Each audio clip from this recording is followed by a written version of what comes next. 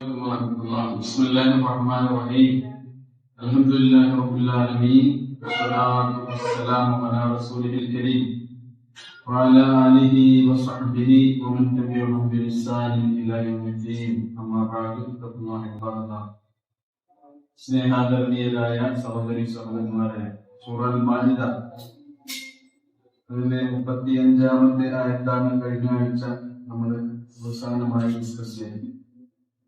സത്യവിശ്വാസികളായ നമ്മെ വിളിച്ച് അല്ലാഹു സുബ്ഹാനഹു വ തആല പറയുകയാണ്, നിങ്ങൾ അല്ലാഹുവിനെ സൂക്ഷിക്കണം, മാത്രവുമല്ല അവനിലേക്ക് അടുക്കാനുള്ള മാർഗങ്ങളെ നിങ്ങൾ തേടുകയും ചെയ്യണം. എന്നിട്ട് അല്ലാഹുവിന്റെ മാർഗത്തിൽ ത്യാഗപരിശ്രമങ്ങൾ അനുഷ്ഠിക്കണം. അങ്ങനെയാണെങ്കിലേ നിങ്ങൾക്ക് വിജയിക്കാൻ കഴിയുകയുള്ളൂ എന്നാണ് പറയുന്നത്.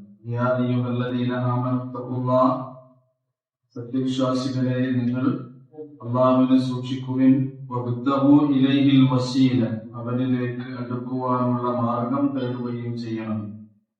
വജാഹിദൂ ഫീ സബീലിഹി, അവന്റെ മാർഗത്തിൽ നിങ്ങൾ ജിഹാദ് ചെയ്യണം. ജിഹാദ് എന്ന് പറഞ്ഞാൽ ത്യാഗമാണ്, പരിശ്രമമാണ്. അല്ലാഹുവിലേക്ക് അടുക്കാനുള്ള ത്യാഗപൂർണമായ പരിശ്രമങ്ങളിൽ നിങ്ങൾ സദാ വ്യാപൃതരാകണം എന്നാണ് അതിന്റെ താല്പര്യം.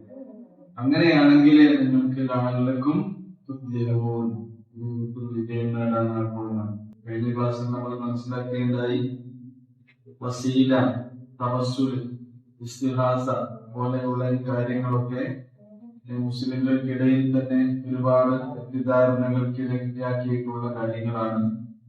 അല്ലാഹുവിലേക്ക് അടുക്കുവാനുള്ള മാർഗം എന്ന് പറഞ്ഞാൽ ശുദ്ധമായ ഈമാനോടുകൂടി, നിഷ്കളങ്കമായ വിശ്വാസത്തോടുകൂടി നിരന്തരമായി സൽക്കർമ്മങ്ങളിൽ ഏർപ്പെടുക എന്നതാണ്. അതാണ് റസൂലുള്ളാഹി സ്വല്ലല്ലാഹു അലൈഹി വസല്ലം നമുക്ക് പഠിപ്പിച്ചു തന്നത്. അതല്ലാതെ വേറൊരാളുടെ ഹക്ക് കൊണ്ടോ ജാഹ് കൊണ്ടോ ബർക്കത്ത് കൊണ്ടോ കൊണ്ട് അങ്ങനെ രീതി ഉണ്ടായിരുന്നു. ഒരാളുടെ ഹക്ക് കൊണ്ട്, ഹക്ക് എന്ന് പറഞ്ഞാൽ അയാൾക്ക് കിട്ടാനുള്ള അവകാശം, അയാളുടെ ജാഹ് കൊണ്ട്, ജാഹ് എന്ന് പറഞ്ഞാൽ അല്ലാഹു സുബ്ഹാനഹു വ തആല അദ്ദേഹത്തിന് നൽകിയിട്ടുള്ള പദവി, സ്ഥാനം. ബർക്കത്ത് എന്ന് പറഞ്ഞാൽ മനസ്സിലാകുമല്ലോ, അയാളുടെ ബർക്കത്ത് കൊണ്ട്. അപ്പൊ ഹക്ക് ജാഹ് ബർക്കത്ത് കൊണ്ട് ഒക്കെ മറ്റുള്ള ആളുകളുടെ ഹക്ക് ജാഹ് ബർക്കത്ത് കൊണ്ട് ഒക്കെ വസീല നേടുന്ന ഒരു രീതി ഒരിക്കലും ഇസ്ലാമിക അധ്യാപനങ്ങൾക്ക് അനുഗുണമായതല്ല. റസൂലുള്ളാഹി സ്വല്ലല്ലാഹു അലൈഹി വസല്ലമയും സഹാബത്തോ നമുക്ക് പഠിപ്പിച്ചു തന്ന രീതിയല്ല. നേരെ മറിച്ച് നമ്മൾ പറഞ്ഞു, അവരൊക്കെ പഠിപ്പിച്ചു തന്ന രീതി എന്താണ്? നമ്മുടെ നിഷ്കളങ്കമായ ഈമാനിനെ മുൻനിർത്തി നമ്മൾ ചെയ്തിട്ടുള്ള സൽക്കർമ്മങ്ങളെ മുൻനിർത്തി അള്ളാഹുവിനോട് ചോദിച്ച് അവനോട് ദുആ ചെയ്തുകൊണ്ടാണ് നമ്മുടെ കാര്യങ്ങൾ നമ്മൾ കേൾക്കേണ്ടത്. അങ്ങനെയാണ് നമ്മൾ അള്ളാഹുവിലേക്ക് അടുക്കേണ്ടത് എന്ന്. കാരണം ഖുർആൻ പറഞ്ഞു തരുന്നതൊക്കെ എന്താണ്? ഒരു മനുഷ്യന് അവൻ ചെയ്ത കർമ്മങ്ങളുടെ പ്രതിഫലമല്ലാതെ മറ്റൊന്നും കിട്ടുകയില്ല. വേറൊരാള് ചെയ്തതിന് അത് നമ്മൾ ചോദിക്കാൻ പറ്റും, അത് ന്യായമാണ്. അതാണ് മറ്റുള്ളവരുടെ ഒരാളുടെ ഹക്ക് കൊണ്ട് നമ്മൾ പഠിച്ചോനെ എന്ന് നീ രക്ഷപ്പെടുത്തണേ, അല്ലെങ്കിൽ എനിക്ക് നീ എന്റെ കാര്യം സാധിപ്പിച്ചു തരണമേ എന്ന് പറയുന്നത് നമ്മുടെ ഹക്കാണ്. നമ്മുടെ വിശ്വാസം കൊണ്ടും കർമ്മങ്ങൾ കൊണ്ടുമാണ് നമ്മൾ അല്ലാഹുവിനോട് തേടേണ്ടത്. ഏതൊരു വ്യക്തി എന്ത് ചെയ്താലും അള്ളാഹുവിന്റെ പ്രീതി ആഗ്രഹിച്ചുകൊണ്ടാണ് എങ്കിൽ അതിന്റെ പ്രതിഫലം അവൻ മരണാനന്തരം കാണുക തന്നെ ചെയ്യും. മരണാനന്തര ജീവിതത്തിലാണ് അല്ലാഹു സുബ്ഹാനഹു വ തആല ഏറ്റവും പൂർണ്ണമായ പ്രതിഫലം നൽകുക. അപ്പൊ നമ്മളിവിടെ ചെയ്യുന്ന ഒരുപാട് സൽക്കർമ്മങ്ങളില്ലേ, ഫർളായ അനുഷ്ഠാന കാര്യങ്ങൾ, ഇബാദത്തുകളുണ്ട്, ഐച്ഛികമായ സുന്നത്തായ കാര്യങ്ങളുണ്ട്, ഒരുപാട് അഅ്മാലു സ്വാലിഹാത്തുകൾ നമ്മൾ ചെയ്തുകൊണ്ടിരിക്കുന്നുണ്ട്. ഇതിന്റെയൊക്കെ പൂർണ്ണമായ കൂലി എപ്പോഴേ കിട്ടുള്ളൂ? മരിച്ചതിന് ശേഷമേ കിട്ടുള്ളൂ. എന്നാൽ അതിന്റെ ഒക്കെ പ്രതിഫലം തായിക്കൊണ്ട് തന്നെ പഠിച്ചോ ദുനിയാവിലെ ഖൈറുകൾ നമുക്ക് എന്തുണ്ടാവും? തരുന്നുണ്ടാവും. ഒരു പ്രാർത്ഥന കൊണ്ട് തന്നെ റസൂൽ കരീം സ്വല്ലല്ലാഹു അലൈഹി വസല്ലം പറഞ്ഞു, നമ്മൾ ദുആ ചെയ്താൽ അതുകൊണ്ട് 3 ബെനിഫിറ്റ് ഉണ്ട്. നമ്മൾ പ്രാർത്ഥിച്ചു, നമ്മൾ നിസ്കരിച്ചതിന് ശേഷം നമ്മൾ പ്രാർത്ഥിച്ചിട്ടില്ലേ? അതല്ലാതെ തന്നെ നമ്മൾ യാത്ര പോരുമ്പോൾ യാത്ര ചെയ്യുമ്പോൾ നമ്മൾ ദുആ ചെയ്യുന്നുണ്ട്, വെറുതെ ഇരിക്കുമ്പോൾ അല്ലാഹുവോട് ദുആ ചെയ്യുന്നുണ്ട്. ഇങ്ങനെ ദുആ ചെയ്യുന്നത് കൊണ്ട് 3 ബെനിഫിറ്റ് പഠിച്ചാൽ നമുക്ക് നിശ്ചയിച്ചത്. ഒന്നാമത്തെ എന്താണെന്നോ, ഇത് അള്ളാഹുവിനോടുള്ള ഒരു ഇബാദത്തായിക്കൊണ്ട് പഠിച്ചവരത് സ്വീകരിച്ച് പരലോകത്തെ നമുക്കതിന് പ്രതിഫലം. രണ്ടാമത്തേത് അല്ലാഹു സുബ്ഹാനഹു വ തആലയോട് എന്താണോ നമ്മൾ ആവശ്യപ്പെട്ടത്, ദുനിയാവിന്റെ ഒരു കാര്യമാണ് നമുക്ക് വേണ്ടത്, ആ നിലക്കാണ് നമ്മൾ ദുആ ചെയ്തതെങ്കിൽ അത് പഠിച്ചവൻ നമുക്ക് നൽകും. മൂന്നാമത്തേത്, നാം ഇങ്ങനെ അള്ളാഹുവിനെ ഓർത്ത് നമ്മുടെ സങ്കടങ്ങൾ പറഞ്ഞ് അവനിൽ അഭയം തേടി അവനിൽ തവക്കുലാക്കി ദുആ ചെയ്യുന്നുണ്ട് എന്നതിനാൽ ആ ദുആ കൊണ്ട് നമുക്ക് ജീവിതത്തിൽ സംഭവിക്കാനിടയുള്ള എന്തെങ്കിലും ദോഷങ്ങളോ എന്തെങ്കിലും അപകടങ്ങളോ എന്തെങ്കിലും ദുരിതങ്ങളോ പഠിച്ചോ നമ്മളിൽ നിന്ന് തടഞ്ഞു നിർത്തും. അതുപോലെ ഒരു പൊതു സംഗതി ചെയ്തിട്ട് 3 ബെനിഫിറ്റാണ് പഠിച്ചോ. അത് ഔഫ എന്ന് പറഞ്ഞാൽ പരിപൂർണമായ പ്രതിഫലം അല്ലാഹു സുബ്ഹാനഹു വ തആല നമ്മൾ ചെയ്യുന്ന കർമ്മങ്ങൾക്ക് എവിടുന്ന് കിട്ടുക? പരലോകത്തു നിന്നാണ് കിട്ടുക എന്നാണ് പറയുന്നത്. അതേപോലെ അമലിനെ കുറിച്ച് പറഞ്ഞിടത്തൊക്കെ ഖുർആൻ പറയുന്നത് എന്താണ്? സൂറത്ത് ത്വാഹയിലും പറയുന്നത്, സൂറത്ത് നജ്മിൽ ആയത്ത് 40 ലിതുജ്സാ കുല്ലു നഫ്സിൻ ബിമാ തസ്ആ. എല്ലാ വ്യക്തികൾക്കും എല്ലാ നഫ്സിനും അവർ ചെയ്ത പ്രതിഫലം കൃത്യമായി നൽകപ്പെടാൻ വേണ്ടിയാകുന്നു അല്ലാഹു സുബ്ഹാനഹു വ തആല പരലോകം എന്ന ഒന്ന് നിശ്ചയിച്ചിട്ടുള്ളത്. സൂറത്ത് ത്വാഹയിൽ ലിതുജ്സാ കുല്ലു നഫ്സിൻ ബിമാ തസ്ആ. പിന്നെ സൂറത്ത് നംൽ 90-ാമത്തെ ആയത്തിൽ പറയുന്നു, ഹൽ തുജ്സൗന ഇല്ലാ മാ കുൻതും തഅമലൂൻ. നിങ്ങൾ പ്രവർത്തിച്ചതിന് വേണ്ടിയല്ലാതെ, നിങ്ങൾ പ്രവർത്തിച്ചതിന്റെ പ്രതിഫലമായി കൊണ്ടല്ലാതെ അവൻ നിങ്ങൾക്ക് മറ്റു വല്ലതും തരുമോ? അപ്പൊ നമ്മൾ പ്രവർത്തിച്ചതിന്റെ പ്രതിഫലമായിക്കൊണ്ടാണ് ആര് നമുക്ക് പ്രതിഫലം നൽകുന്നത്? അല്ലാഹു സുബ്ഹാനഹു വ തആല പ്രതിഫലം നൽകുന്നത്. വേറൊരാള് ചെയ്തതിൽ നിന്ന് പഠിച്ചവനെ എനിക്ക് കൊണ്ടാകുന്നത്. എന്നാൽ നമുക്കറിയാം, ഇപ്പോ മക്കൾ ചെയ്യുന്ന പുണ്യങ്ങൾ, നന്മകൾ, സുഹൃതങ്ങൾ, അതിൽ നിന്നൊക്കെ ഒരു പങ്ക് ആർക്കുണ്ടാകും? അവരുണ്ടാകാൻ കാരണക്കാരായ മാതാപിതാക്കൾ. അതുകൊണ്ടാണ് ഖുർആൻ പറയുന്നത്, ലൻ തുഗ്നിയ അൻഹും, അവിശ്വാസികളായ ആളുകൾക്ക് ലൻ തുഗ്നിയ അൻഹും അംവാലുഹും വലാ ഔലാദുഹും മിനല്ലാഹി ശൈഅ. അല്ലാഹു വിശ്വസിച്ചിട്ടില്ലാത്ത ആളുകൾക്ക് അവരുടെ സമ്പത്തോ സന്താനങ്ങളോ ഒന്നും പരലോകത്ത് യാതൊരു ഉപകാരവും ചെയ്യും. എന്നാൽ അല്ലാഹു വിശ്വസിച്ച ആളുകൾക്കോ അവരുടെ സമ്പത്ത് കൊണ്ടും അവരുടെ സന്താനങ്ങളെ കൊണ്ടും അല്ലാഹു സുബ്ഹാനഹു വ തആല പരലോകത്ത് അവർക്ക് നേട്ടവും ബെനിഫിറ്റും ഉണ്ടാക്കി. പ്രവാചകൻ പറഞ്ഞല്ലോ, നമ്മളെല്ലാം മരിച്ചാൽ, ഒരു മനുഷ്യൻ മരിച്ചാൽ, ഇദാ മാത ബിനു ആദം ഇൻഖത അമലുഹു, ഒരു മനുഷ്യൻ മരിച്ചു പോയാൽ അയാളുടെ അമൽ ചെയ്യാനുള്ള ചാൻസ് മുറിഞ്ഞു പോയി വരും. എത്ര വരെ നമുക്ക് അമൽ ചെയ്യാനുള്ള ചാൻസ് ഉള്ളൂ ഈ ദുനിയാവില്? ജീവിച്ചിരിക്കുന്ന കാലം. നമ്മുടെ ശ്വാസം നിൽക്കുന്നതോടുകൂടി എന്തിനുള്ള ചാൻസാ പോകുന്നത്? അമൽ ചെയ്യാൻ. അപ്പൊ ജീവിതാന്ത്യം വരെ മനുഷ്യനെ അമൽ ചെയ്യാം. നമുക്കൊന്നും ചെയ്യാൻ കഴിഞ്ഞിട്ടില്ലെങ്കിലും പറയാം, അല്ലേ? മക്കളോട് മരിക്കാൻ നേരത്ത് അവരോട് വസിയത്ത് ചെയ്യാം, ഇന്ന കാര്യങ്ങളൊക്കെ ചെയ്യണം മക്കളെ, അവസാനത്തെ അമലായിരിക്കും. അപ്പൊ നോക്കൂ, നിങ്ങൾ മരണം സംഭവിച്ചാൽ പിന്നെ അതിനെന്തില്ല ചാൻസ്. പക്ഷെ 3 കാര്യങ്ങൾ റസൂൽ പ്രത്യേകം ഒഴിവാക്കി പറഞ്ഞു. ഇല്ലാമിൻ തലാ, 3 കാര്യങ്ങൾ. ഈ 3 കാര്യങ്ങൾ മരണാനന്തരവും നിങ്ങൾക്ക് ലഭിച്ചു കൊടുക്കും. അതിലൊന്നാണെന്ത്? സ്വദഖ ജാരിയ.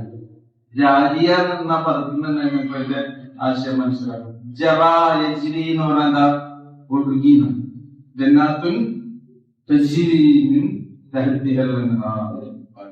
അപ്പൊ സ്വദഖ ജാരിയാണ്, നമ്മൾ മരിച്ചാലും നിലക്കാതെ നമ്മുടെ കൂടെ ഒഴുകുന്ന ധർമ്മമാണ് സ്വദഖ ജാരിയ.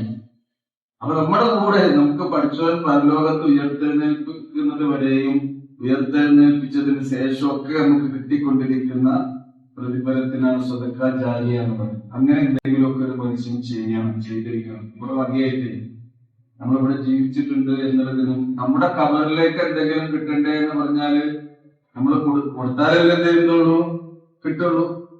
അപ്പൊ സ്വതക്കാചാര്യ എന്ന് പറഞ്ഞാൽ ഇവിടെ ഒരുപാട് നല്ല കാര്യങ്ങൾ നമ്മൾ ചെയ്തു. അതിൽപ്പെട്ടതാണ് നമ്മളൊരു മരം വെച്ച് പിടിപ്പിക്കുന്നത് വരെ ആ മരം അത് വളർന്ന് വലുതായി അത് മറ്റുള്ളവർക്ക് തണൽ നൽകുമ്പോൾ, അതിന് പൂവും കായും ഉണ്ടായി അത് കായ്ക്കനികൾ മറ്റുള്ളവർക്ക് അത് നൽകുമ്പോൾ, അതൊക്കെ ഇത് കുഴിച്ചിട്ട ഈ വ്യക്തിക്ക് എന്തുണ്ടാകും? അതിനെ പ്രതിഫലം.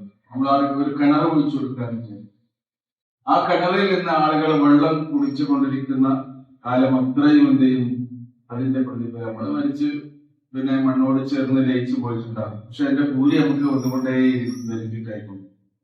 നമ്മൾ റോഡ് വെട്ടാൻ കുറച്ച് സ്ഥലം വിട്ടുകൊടുക്കുന്നു എന്ന് വിചാരിക്കുക. മനുഷ്യന്മാർ അതിലൂടെ നടന്ന് പോയിക്കൊണ്ടിരിക്കുന്ന സമയത്തൊക്കെ അതിന്റെ പ്രതിഫലം. നമ്മൾ പള്ളി ഉണ്ടാക്കി കൊടുത്തു എന്ന് വിചാരിക്കുക. ജനങ്ങൾ അതിൽ സുജൂദ് ചെയ്യുന്ന കാലത്തോളം നമുക്കതിന്റെ പ്രതിഫലം ഉണ്ടാകും. ഇതുപോലുള്ള മദ്രസ നമ്മൾ ഉണ്ടാക്കി കൊടുത്തു എന്ന് വിചാരിക്കുക. നമ്മുടെ മക്കൾ, നമ്മൾ മരിച്ച് നമ്മുടെ മക്കളൊക്കെ മരിച്ചു പോയാലും ഇവിടെ ഇത് പ്രവർത്തിച്ചു കൊണ്ടിരിക്കുന്ന കാലത്തോളം അതിന്റെ കൂലി നമുക്ക് കിട്ടിക്കൊണ്ടിരിക്കും. ജനസേവനപരമായ എന്തെങ്കിലുമൊക്കെ ഇപ്പൊ നമ്മൾ നടത്തുന്ന ജീവകാരുണ്യ പ്രവർത്തനങ്ങൾ, നമ്മുടെ കെയർ ഹോം, അതേപോലെ തന്നെ നമ്മുടെ ability foundation for the disabled, അതേപോലെ തന്നെ നമ്മുടെ രണ്ടത്താണിയിലുള്ള തെരുവു മക്കളെ അവരെ തെരുവോരങ്ങളിൽ നിന്ന് എടുത്തുകൊണ്ട് സംരക്ഷിക്കുന്ന, അവർക്ക് വേണ്ട എല്ലാ ആരോരുമില്ലാത്ത മക്കളെ എടുത്തു പോറ്റുന്ന രീതിയിലുള്ള ഒരുപാട് കാര്യങ്ങൾ നമ്മൾ ചെയ്യുന്നുണ്ട്. ജീവകാരുണ്യ പ്രവർത്തനങ്ങളാണ്. ഇതിനൊക്കെ നമ്മൾ സഹായിച്ചാൽ അതിന്റെ ഒരു ഭാഗം ഉണ്ടാകും. അത് ഡെപ്പോസിറ്റാണ്. ശരിക്കുള്ള ഡെപ്പോസിറ്റ് അതാണ്. അത് നമ്മുടെ ജീവിതത്തിൽ നമ്മുടെ സമ്പത്തിൽ നിന്ന് നല്ലൊരു ഭാഗം അതിനു വേണ്ടി നമ്മൾ വിനിയോഗിക്കണം. അതാ സ്വതക്കത്തിൽ. പിന്നെ നമുക്ക് ഉപകാരം കിട്ടുന്നു, പ്രയോജനപ്പെടുന്ന വിധത്തിലുള്ള അറിവ് പ്രയോജനപ്പെടുന്നത് എപ്പോഴാണെന്നോ? അറിവ് എപ്പോഴാണ് പ്രയോജനപ്പെടുക? അല്ലാണ്ട് റസൂല് ഉപകാരമില്ലാത്ത വിജ്ഞാനത്തെ കൊണ്ട് കാവൽ തേടി ദുആ ചെയ്തിട്ടുണ്ട്. ഭക്തിയില്ലാത്ത മനസ്സുകൊണ്ടും ഉത്തരം കിട്ടാത്ത പ്രാർത്ഥന കൊണ്ടും അതിൽ നിന്നൊക്കെ പഠിച്ചോനെ ഞങ്ങളെ കാക്കണേ, നിങ്ങൾ പ്രാർത്ഥിച്ചാൽ അതിന് ഞങ്ങൾക്ക് ഉത്തരം തരണം. ഉത്തരം തരണമെന്നുണ്ടെങ്കിൽ എന്ത് ചെയ്യണം? അള്ള പറഞ്ഞ ചില സംഗതികളുടെ അതിന് ഷർത്ത്, അതൊക്കെ നമ്മുടെ ജീവിതത്തിൽ പാലിക്കണം.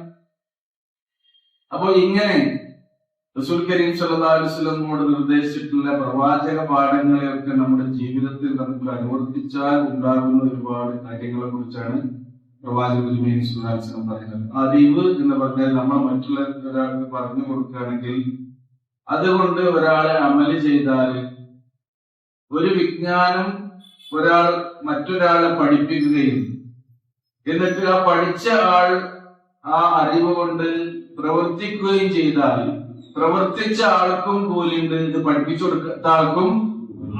പഠിപ്പിച്ചു കൊടുത്ത ആൾക്ക് പഠിപ്പിച്ച കൂലി മാത്രമല്ലല്ലോ, പിന്നെന്താണ്? അമലിന്റെ ബെനിഫിറ്റ് കൂടി. അതാണ് ഇൽമുൻ യുന്തഫഉ ബിഹി. അപ്പൊ നമ്മുടെ മാതാപിതാക്കൾ ഒരുപാട് കാര്യങ്ങൾ നമ്മളെ പഠിപ്പിച്ചു തരുന്നുണ്ട്. ചെറുപ്പത്തിലല്ലേ നമ്മൾ നിസ്കാരത്തിന് പരിശീലിപ്പിക്കുന്ന ആരും ശരിക്ക് നമ്മളെ ഉപ്പി ഉമ്മിയാണ്. ചെറുപ്പത്തിലെ നമ്മള് പിന്നെ നമ്മൾ അതിന്റെ മദ്രസയിൽ നിന്നും അവിടെ നിന്നൊക്കെ ഉസ്താദ്മാരിൽ നിന്നൊക്കെ കുറെ കാര്യങ്ങൾ പഠിക്കുന്നു. അതിന്റെ ബേസിക് ശരിക്ക് നമ്മുടെ രക്ഷിതാക്കൾ തന്നെയാണ്.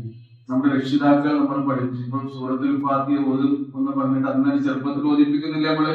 അതിൽ അല്പത്തിന്റെയും ഓതിന്റെ മുമ്പ് തന്നെ കുട്ടികളെയും അത് ബോധിപ്പിക്കുന്നതാണ്. ഇനി അവിടെ പഠിച്ചാൽ തന്നെ രണ്ടാമത് എന്ത് ചെയ്യുന്നുണ്ടാവും? പഠിപ്പിക്കുന്നുണ്ട്. ഞാനിങ്ങനെ കുട്ടികളോട് പറഞ്ഞു കൊടുത്തില്ല. ആയത്തുൽ കുർസിയെ കുറിച്ച് ഇങ്ങനെ ക്ലാസ് എടുത്തപ്പോ ഒരു 10-30 കുട്ടികളുള്ള ഒരു ക്ലാസ്സിൽ ഞാൻ ചോദിച്ചു, ആയത്തുൽ കുർസി അറിയാം എല്ലാവർക്കും അറിയാം, ഉഷാറായിട്ട് എല്ലാവരും ചോദിച്ചു. ഞാൻ ചോദിച്ചു, മോനെ നിന്നെ ആരാ ആയത്തുൽ കുർസി പഠിപ്പിച്ച്? ഒരാളോട് ചോദിച്ചു. നിന്റെ ഉസ്താദാണ് പഠിപ്പിച്ചത്. അങ്ങനെ ചോദിച്ചപ്പോ പല ആളുകളെയും കുട്ടികളെയും പഠിപ്പിച്ച ആരാണ്? നിന്റെ ഉമ്മയാണ് പഠിപ്പിച്ചത്, നിന്റെ ഉപ്പയാണ് പഠിപ്പിച്ചത്. നോക്കി, ആ ഒരു കുട്ടി മരണം വരെ ആയത്തുൽ കുർസി ഓദിച്ചു കൊണ്ടിരിക്കുമ്പോൾ അതിന്റെ കൂലി ആർക്ക് കൂടി കിട്ടുന്നുണ്ട്? അതാണ് ഒരറിവ് നമുക്ക് ഉപകാരപ്പെടുന്നതാക്കാൻ ഉള്ള ശ്രമം നമ്മൾ കാരണം മരിച്ചാൽ നമുക്ക് കിട്ടും. അവർ ചെയ്തുകൊണ്ടിരിക്കുമ്പോ നമ്മൾ മരിച്ചാൽ നമുക്ക് അറിവിന്റെ പ്രതിഫലം കിട്ടിക്കൊണ്ടിരിക്കും. പിന്നെയാണ് വലതുൻ സ്വാലിഹുൻ യദ്ഉലഹു, നമ്മൾ മരിച്ചാൽ നമുക്ക് വേണ്ടി നിഷ്കളങ്കമായി ദുആ ചെയ്യുന്ന സദ്വൃത്തരായ സന്താനങ്ങൾ ഉണ്ടാവുക എന്നുള്ളത്. നമ്മളിപ്പോ നമ്മുടെ ഉമ്മാനി പാപ്പാനെ കൊണ്ട് ദുആ ചെയ്യുന്നില്ലേ? 5 വക്ത് നിസ്കാരത്തിലും ദുആ നമ്മൾ അന്തുൽ സ്വലാത്തും കൊണ്ട് തുടങ്ങി ആരംഭിക്കുന്നത് എങ്ങനെയാണ്? അല്ലാഹുമ്മ റബ്ബി ഗ്ഫിർലി വലിവാലിദയ്യ വറബ്ബിർഹംഹുമാ കമാ റബ്ബയാനി സഗീറ. ആ ദുആക്ക് എപ്പോഴും നമ്മൾ മുൻഗണന കൊടുക്കണം. ഒരു വക്തിലും മറക്കാതെ നമ്മൾ എന്ത് ചെയ്യണം? അത് പ്രാർത്ഥിക്കുകയും വേണം. കാരണം നമ്മളാകാൻ വേണ്ടി ഏറ്റവും കൂടുതൽ അധ്വാനിച്ചവരാണ് ആര്? നമ്മുടെ മാതാപിതാക്കൾ. അവർക്ക് നമ്മുടെ പ്രാർത്ഥനന്റെയും പ്രതിഫലം അല്ലാഹു നൽകിക്കൊണ്ടിരിക്കും. അതേപോലെ തന്നെ നമ്മൾ ചെയ്യുന്ന നല്ല കർമ്മങ്ങളുടെയും പ്രതിഫലം അല്ലാഹു സുബ്ഹാനഹു വ തആല നൽകും. ഇതൊക്കെയാണ്. അല്ലാതെ വേറൊരാളുടെ ഹക്കിൽ നിന്ന് എനിക്ക് തരുന്ന റബ്ബേ, വേറൊരാളുടെ ജാഹ് കൊണ്ട് അയാൾ അത്ര മഹാനാണ്, ബദരീങ്ങൾ എന്ന് പറഞ്ഞ ആരാണ് കേട്ടോ? അതുപോലെ ബദരീങ്ങൾ എന്താ ചെയ്തത്? അള്ളാഹുവിന്റെ മാർഗത്തിൽ ജീവത്യാഗം ചെയ്തവരാണവർ. മരണത്തെ ഭയപ്പെടാതെ സ്വന്തം ജീവനെയും ജീവിതത്തെയും റഹ്മാനായ റബ്ബിന്റെ മാർഗത്തിൽ ബലിദാനം ചെയ്ത ആളാണ് ആര്? ബദരീങ്ങൾ. ബദരീങ്ങളില് ബദരീത്തിൽ പങ്കെടുത്ത ആൾക്കാരാണ്. ശരീരമായ ആൾക്കാരുണ്ട്, പിന്നെയും ജീവിച്ച് സ്വാഭാവിക മരണം മടിഞ്ഞുപോയ ആൾക്കാരുണ്ട്. അപ്പൊ ബദരീങ്ങളെ ബർക്കത്തിനാൽ ശിഫയാക്കണേ യാ റബ്ബന. ഞങ്ങളുടെ രോഗം ആര് ബർക്കത്തോട്ട്? ബദരീങ്ങളെ ബർക്കത്തോട്ട് ഞങ്ങളെ രോഗം ശിഫയാക്കണേ എന്ന് പറയുന്നത് അർത്ഥമല്ലേ? അപ്പൊ നമ്മൾ ഡയറക്റ്റ് ആയിട്ട് പഠിച്ചവരോട് അല്ലാഹുമ്മ അൻത ശാഫി ലാ ശിഫാ ഇല്ലാ ശിഫാക, അല്ലാഹുമ്മ അദ്ഹിബിൽ ബഅസ് റബ്ബൻ നാസ് ഇശ്ഫി അൻത ശാഫി ലാ ശിഫാ ഇല്ലാ ശിഫാക ശിഫാഅൻ ലാ യുഗാദിറു സഖമ. ഒരു രോഗവും അവശേഷിക്കാത്ത വിധത്തിൽ പരിപൂർണമായ ശമനം എനിക്ക് നൽകണേ റബ്ബേ. നമ്മൾ പഠിച്ചവനോട് വേറൊരാളുടെ ബർക്കത്ത് കൊണ്ടല്ലേ നമ്മുടെ രോഗം ശരിയാക്കി. അതേപോലെ തന്നെ അതിർപ്പത്തിലിട്ട സിറാത്ത് കടക്കുന്നാൾ ശുക്ർ മുഹീദ്ദീൻ കാവലിലേകല്ലാ. ഓർമ്മയില്ലേ? തലയാട്ടുണ്ട് ഒക്കെ പാടി ഓർമ്മണ്ട്. അതിർപ്പത്തിലിട്ട സിറാത്ത്, സിറാത്ത് പാത്താണ് പറയുന്നത്. അതിർപ്പത്തിലിട്ട സിറാത്ത് പാൽ ഇങ്ങനെ കിടക്കുന്ന ആളല്ലേ? ആരെ കാവലാൻ വേണ്ടി? വിദേശേഷിന്റെ കാവലുകൊണ്ട് ഞാൻ കഴിച്ചിലാക്കണേ. വിദേശേഷിന്റെ അല്ല, നമ്മൾ അതിനു വേണ്ടി എന്ത് ചെയ്യണം? അമൽ ചെയ്യണം. അങ്ങനെ ഒരു കോൺഫിഡൻസ് നമുക്ക് വേണം പരലോകത്തിൽ കഴിച്ചിലാക്കാൻ. അതിനാണ് ഈ ചാൻസ് പഠിച്ചു തരുന്നത്. ജീവിതമാകുന്ന നമ്മൾ ജീവിച്ചു തീർക്കേണ്ടത് നമ്മുടെ സ്വർഗത്തിന് വേണ്ടിയാണ്. നമ്മുടെ ഈ ജീവിതം കൊണ്ട് വേറെ ആർക്കും ഒരു ഉപദ്രവവും ഉണ്ടാകരുത്. എന്നാൽ മറ്റുള്ളവർക്ക് കഴിയുന്നത്ര ഉപകാരം ചെയ്യാൻ നമ്മുടെ ജീവിതം കൊണ്ട് നമുക്ക് കഴിയണം. അതാണ് ശരിക്ക് ഈ തവസ്സുല് വസീല എന്നൊക്കെ പറഞ്ഞ കാര്യം. ഇത് ഖുർആന്റെ ഈ എത്രയോ ആയത്തുകളിലൂടെ എന്താണ് നമുക്ക് വ്യക്തമാണ്. ഈ തഫ്സീറില് ഇത് പ്രത്യേകം എടുത്തു പറയുന്നത് റസൂൽ കരീം സ്വല്ലല്ലാഹു അലൈഹി വസല്ലമക്ക് വളരെ ആഗ്രഹം ഉണ്ടായിരുന്ന وثبت أيضا أن النبي صلى الله عليه وسلم كان حريصا على إيمان عمه أبي طالب. തന്റെ പിതൃവനായ അബൂ താലിബ് എങ്ങനെയെങ്കിലും വിശ്വസിക്കണമെന്ന് അതിയായി ആഗ്രഹം ഉണ്ടായിരുന്ന ആളാണ് ആര്? റസൂൽ കരീം സ്വല്ലല്ലാഹു അലൈഹി വസല്ലം. പക്ഷേ അദ്ദേഹം എങ്ങനെയാ മരിച്ചത്? അവിശ്വാസിയായിക്കൊണ്ടാണ് മരിച്ചത്. റസൂൽ കരീം സ്വല്ലല്ലാഹു അലൈഹി വസല്ലം മരണ സമയത്ത് ഇങ്ങനെ അരികിൽ ഇരുന്നു കൊണ്ട് പറയുന്നുണ്ട്, യാ അമ്മി വന്യ പിതൃവ്യ ഖുൽ ലാ ഇലാഹ ഇല്ലല്ലാഹ്, നിങ്ങൾ ലാ ഇലാഹ ഇല്ലല്ലാഹ് എന്ന് പറഞ്ഞോളൂ. ആർക്കാ നേരത്തെ കലിമ ചൊല്ലി കൊടുക്കുക? ആർക്ക്? അബൂ താലിബിന്. ഖുൽ ലാ ഇലാഹ ഇല്ലല്ലാഹ് കലിമത്തുൻ ഉഹാജ്ജു ലക ബിഹാ ഇൻദല്ലാഹ്. നിങ്ങൾ അത് ഇപ്പോൾ ചൊല്ലിയാല്, നിങ്ങൾ ആ ചൊല്ലിയ കലിമ കൊണ്ട് പഠിച്ചവനോട് ഞാൻ ന്യായം പറഞ്ഞു നോക്കാം. അവസാനം എന്റെ പിതൃവ്യൻ കലിമ ചൊല്ലിയല്ലേ റബ്ബേ മരിച്ചത്, അതുകൊണ്ട് രക്ഷപ്പെടുത്തണം. കഴിഞ്ഞോ? ഇല്ല. റസൂൽ കരീം സല്ലല്ലാഹു അലൈഹി വസല്ലം വിചാരിച്ചാൽ പോലും ഒരാളെ ഹിദായത്തിലാക്കാൻ കഴിയില്ല എന്നുള്ളതിനും കൂടി തെളിവാണ്. റസൂലിന്റെ ആഗ്രഹമില്ലാഞ്ഞിട്ടാണോ? ഹിദായത്തിലാകേണ്ടത് ആരുടെ കൂടി അനുഗ്രഹം കൊണ്ടാണ്? അള്ളാഹിന്റെ കൂടി അനുഗ്രഹം കൊണ്ട്.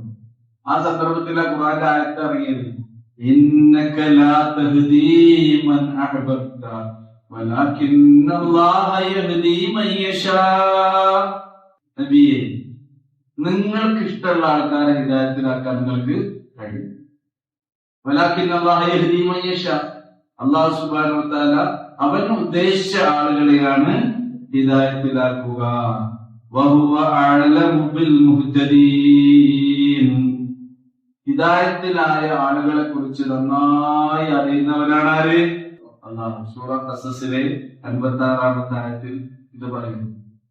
അപ്പൊ അവസാനം അബൂ ത്വാലിബ് മരിച്ചത് ലാ ഇലാഹ ഇല്ലല്ലാഹ് ചൊല്ലിയല്ല, പിന്നെ അലാ മില്ലത്തി അബ്ദുൽ മുത്തലിബ്.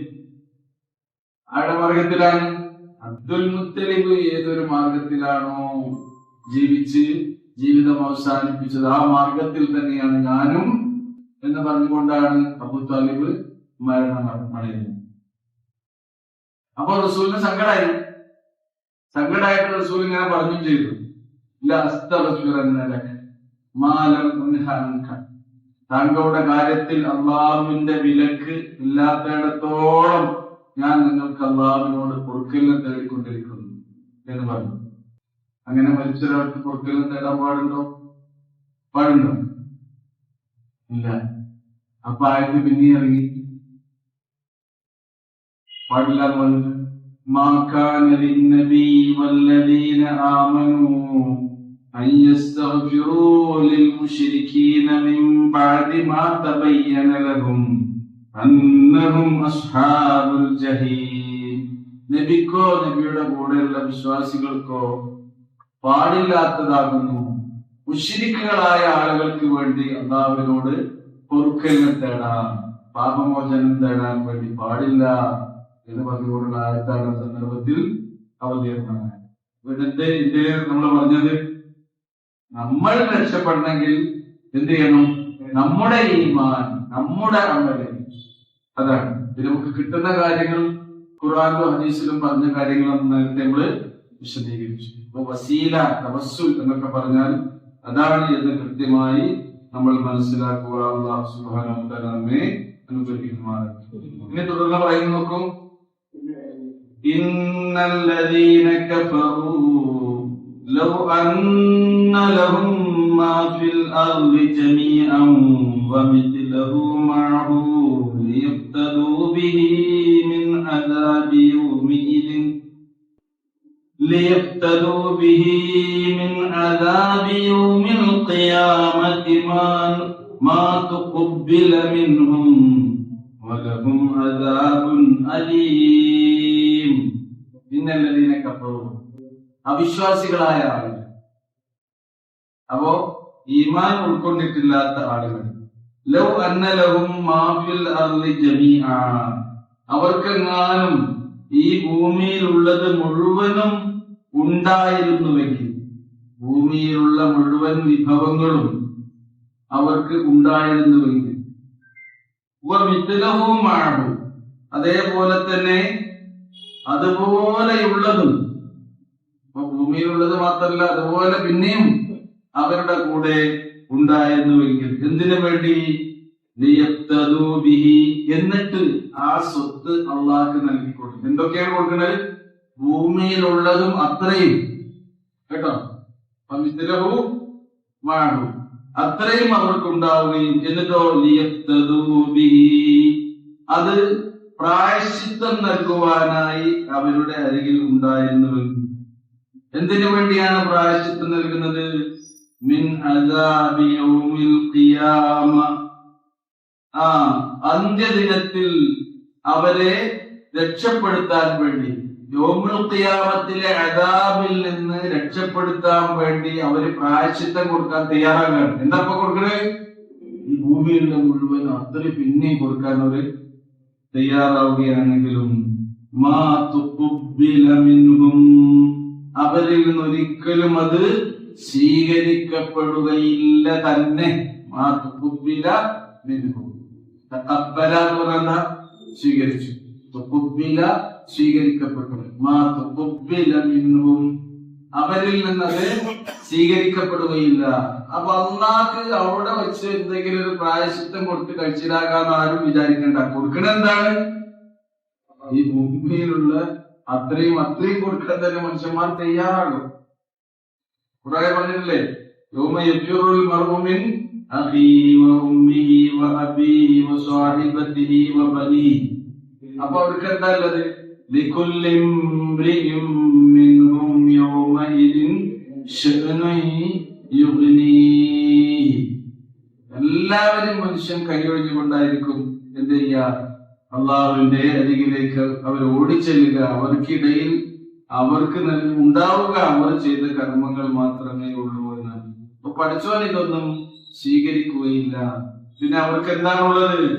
വലഹും അദാബുൻ അലീം. അത്തരക്കാരായ ആളുകൾക്ക് വേദനാജനകമായ ശിക്ഷയാണ്. കാരണം എന്താണ്? അവർ അവിശ്വാസികളാണ്. അവിശ്വാസികളുടെ അമ്മനെ പഠിച്ചവരെന്ത് ചെയ്യൂല? സ്വീകരിക്കില്ല. എത്ര തന്നെ രക്ഷപ്പെടാൻ വേണ്ടി പഠിച്ചവന്റെ മുമ്പിൽ സമർപ്പിക്കുകയാണെങ്കിലും ഈമാനുള്ള ഒരാള് എത്ര ചെറിയ അമല് ചെയ്താലും സ്വീകരിക്കും.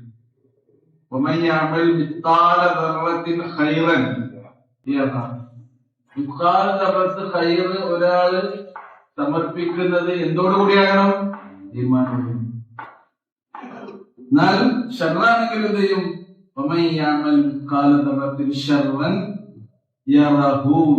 അവൻ അതിനെ കാണുക തന്നെ ചെയ്യും. ഖൈറുകൾ വർദ്ധിച്ച് നമ്മുടെ നന്മയുടെ ത്രാസിന്റെ തട്ട് കനമുള്ളതാക്കി തീർക്കാനാണ് ഈ ജീവിതകാലത്ത് നമ്മൾ ചെയ്യേണ്ടത്. തിന്മകളും തെറ്റുകളൊക്കെ മനുഷ്യരിൽ ഇങ്ങനെ ഒന്നു പോകില്ലേ? കുറെ പഠിച്ചവൻ നമ്മുടെ അമല് കൊണ്ട് തന്നെ പുറത്തു വരും. നമ്മുടെ ഈമാൻ കൊണ്ട് തന്നെ പഠിച്ചവൻ എന്ത് ചെയ്യുന്നുണ്ട്? പുറത്തു വരുന്നു. നമ്മൾ പള്ളിക്ക് നിസ്കരിക്കാൻ പോവുകയാണ്, വീട്ടിൽ നിന്ന് ഒന്നൊക്കെ എടുത്ത് ഒരാൾ പള്ളിക്ക് നിസ്കരിക്കാൻ അങ്ങനെ പോവുകയാണെങ്കിൽ നമ്മൾ നടന്നു പോകുന്ന ഓരോ കാലടിക്കും ഓരോ പാദപതനത്തിനും പഠിച്ചവൻ നമ്മുടെ പാപങ്ങൾ പുറത്തു തരും, പുണ്യത്തിന്റെ ദരജ വർദ്ധിപ്പിക്കുന്ന സുബ്ഹാനല്ലാഹ്. നമുക്ക് വേണ്ടി ഇപ്പോഴൊക്കെ നമുക്ക് വേണ്ടി പ്രാർത്ഥിക്കുന്നുണ്ട്. അല്ലാഹുമ്മ ഗ്ഫിർ ലഹും വർഹംഹും, അല്ലാഹുമ്മ ഗ്ഫിർ ലഹും വർഹംഹും. ഏത് മുതല്? നമ്മൾ ഈ ക്ലാസ്സിൽ പങ്കെടുക്കാൻ വീട്ടിൽ ബിസ്മില്ലാഹ് തവക്കൽതു അലല്ലാഹ് ലാ ഹൗല വലാ ഖുവത ഇല്ലാ ബില്ലാഹ് എന്ന് ഇറങ്ങി പോകുന്നില്ലേ? അത് മുതൽ പഠിച്ചോന്റെ കാവലാണ്. ഇവിടെ എത്തിയിട്ട് ഇവിടുന്ന് പിരിഞ്ഞു പോകുന്നത് വരെ അള്ളാഹിന്റെ മലക്കുകൾ നമുക്ക് ദ്വാരക്കണം. നമ്മൾ അറിയാതെ എന്തൊക്കെ സംവിധാനങ്ങളാ പഠിച്ചവൻ മോമിനികളായ ആളുകൾക്ക് ജീവിതത്തിൽ അനുഗ്രഹമായി ഇവിടെ ഒരുക്കി വെച്ചിട്ടുള്ളത് നോക്കൂ. മലക്കുകളുള്ള വിശ്വാസം എന്ന് പറഞ്ഞാൽ ഈ സംഗതിക്കാണ്. നമ്മുടെ കൂടെ എപ്പോഴും ആയിട്ട് നമ്മുടെ അള്ളാഹു ഉണ്ട്. അതേപോലെ തന്നെ അള്ളാഹു പിന്നെ തയ്യാറാക്കി വെച്ചിട്ടുള്ള അള്ളാഹിന്റെ ഉത്കൃഷ്ട സൃഷ്ടികളായ മലക്കുകളുമുണ്ട്. അതിന്റെയൊക്കെ പ്രതിഫലമായിരിക്കും നമുക്ക് കിട്ടുക. എന്തുകൊണ്ട്? നമ്മുടെ ഈമാൻ കൊണ്ട്. കഫറു ഇന്നല്ലദീന കഫറു ലൗ അന്ന ലഹും മാ ഫിൽ അർളി ജമീഅൻ വമിത്ലുഹു മഅഹു ലിയഫ്തദൂ ബിഹി മിൻ അദാബി യൗമിൽ ഖിയാമ മാ തുഖബ്ബില മിൻഹും. അവരിൽ ഒരിക്കലും തരില്ല, അത് സ്വീകരിക്കുന്ന വിശ്വാസികളിൽ നിന്ന്. അതുകൊണ്ട് തന്നെയാണ് മനസ്സ് നന്നായി വരണം. ഈമാൻ ഖദ് അഫ്ലഹ മൻ തസക്ക വദക്കറ ഇസ്മ റബ്ബിഹി ഫസല്ല. അതന്നെ ഖദ് അഫ്ലഹ മൻ സക്കാഹ. ഖദ് അഫ്ലഹ തന്നെ രണ്ടായിരത്തും വരുന്നു. ഖദ് അഫ്ലഹ മൻ സക്കാഹ. നിശ്ചയം വിജയം മനസ്സ് ശുദ്ധീകരിച്ച ആൾക്കാണ്. നമ്മുടെ മനസ്സിലെ മനോമാലിന്യങ്ങളെ മുഴുവൻ ഈമാനിനാൽ തുടച്ചു നീക്കി വൃത്തിയാക്കാൻ കഴിയുന്ന ആളുകൾക്കാണ് പഠിച്ചവന്റെ അരികിൽ പ്രതിഫലവും സ്ഥാനവും ഉള്ളത് എന്നാണ്. എന്നാലോ അതിനെ മലിനമാക്കിയവൻ എന്ത് ചെയ്തു? പരാജയം. മനസ്സ് മലിനമാണ്, മനസ്സ് വിശുദ്ധമാണ്. അതാണ് അടിത്തറ. നോക്കൂ, وَيُرِيدُونَ أَن يَخْرُجُوا مِنَ النَّارِ وَمَا هُمْ بِخَارِجِينَ مِنْهَا. വലഹും അദാബുൻ അലീം എന്ന് പറഞ്ഞില്ലേ? വിശ്വാസികളായ ആളുകൾക്ക് വേദനാജനകമായ ശിക്ഷയാണ് ഉള്ളത്. ആ നരകത്തിലേക്ക് എത്തിയാൽ എന്ത് ചെയ്യും? നരകത്തിലെത്തിയ അവിശ്വാസികളുടെ പല അവസ്ഥകളെയും ഖുർആൻ നമുക്ക് പഠിപ്പിച്ചു തരുന്നുണ്ട്. സൂറ ഫാത്തിർ പറയുന്നത് വഹും യസ്തരിഖൂന മിൻഹാ, അതിൽ നിന്ന് അവർ അലമുറയിട്ട് കൊണ്ടിരിക്കും. റബ്ബനാ അഖ്രിജ്നാ, പഠിച്ചോനെ ഞങ്ങളെ ഇതിൽ നിന്നൊന്ന് മോചിപ്പിക്കണമേ. ഞങ്ങൾ ഇതുവരെ ചെയ്തിട്ടില്ലാത്ത പുണ്യപ്രവർത്തനങ്ങൾ ഞങ്ങളെ രക്ഷിച്ചാൽ ഞങ്ങൾ ചെയ്തുകൊള്ളാം റബ്ബേ എന്ന് പറയും. അവിടുന്ന് വല്ല കാര്യമുണ്ടോ? ഇല്ല. അതാണ് ജീവിതകാലത്താണ് നമ്മൾ ശ്രദ്ധിക്കേണ്ടത്. യുരീദൂന അൻ യഖ്റുജൂ മിനൻ നാരി, എന്നാൽ വമാ ഹും ബിഖാരിജീന മിൻഹാ, ഒരിക്കലും അവർ ആ നരകത്തിൽ നിന്ന് പുറത്തു പോവുകയില്ല, അവർ അതിൽ നിന്ന് രക്ഷപ്പെടുകയില്ല. സൂറ സജദയിൽ നമ്മൾ ഓതുന്നില്ലേ? വെള്ളിയാഴ്ച സുബഹിക്ക് ഓതുന്നേ. കുല്ലമാ അറാദൂ അൻ യഖ്റുജൂ മിൻഹാ ഉഈദൂ ഫീഹാ വഖീല ലഹും ദുഖൂ അദാബൻ നാരിൽ ലദീ കുൻതും ബിഹി തുകദ്ദിബൂൻ. എന്താണ്? അതിൽ നിന്ന് പുറത്തു വരാൻ വേണ്ടി അവർ ഉദ്ദേശിച്ചാൽ കുല്ലമാ അറാദൂ അൻ യുഖ്രിജൂ, രക്ഷപ്പെടാനാണ് ഇങ്ങനെ വിചാരിക്കുന്നത്. അപ്പൊ എന്ത് ചെയ്യും? ഉഈദൂ ഫീഹാ, അതിലേക്ക് തന്നെ അവരെന്ത് ചെയ്യും? നടക്കുകയും ഉൾക്കാരുടെ കൂടെ കിടന്നോടെ എവിടെയെന്ന് പറയും. എന്നിട്ട് അവര് പറയുന്നത് എന്താണ്?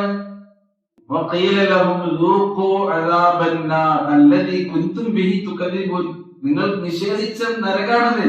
എന്ത് നരകം എന്ന് പറഞ്ഞാൽ നിങ്ങൾ നിഷേധിച്ച് കളവാക്കിയില്ലേ? എന്ത് പരലോകം, എന്ത് മരണാനന്തര ജീവിതം, എന്ത് സ്വർഗം, എന്ത് രക്ഷ, എന്ത് ശിക്ഷ, അതൊക്കെ നിഷേധിച്ച ആളുകളല്ല നിങ്ങൾ. അതുകൊണ്ട് നിങ്ങൾ ആസ്വദിച്ചു കൊള്ളുക. ആസ്വാദനാണോ ശരിക്കത്? കളിയാക്കി പറയാൻ പഠിച്ചോനെ. നിങ്ങൾ രുചിച്ചു കൊള്ളുക. നിങ്ങൾ നിഷേധിച്ച് കളവാക്കിയ ഈ ശിക്ഷയെ നിങ്ങൾ ആസ്വദിച്ചു കൊള്ളുക. അതാണ് അവിടെ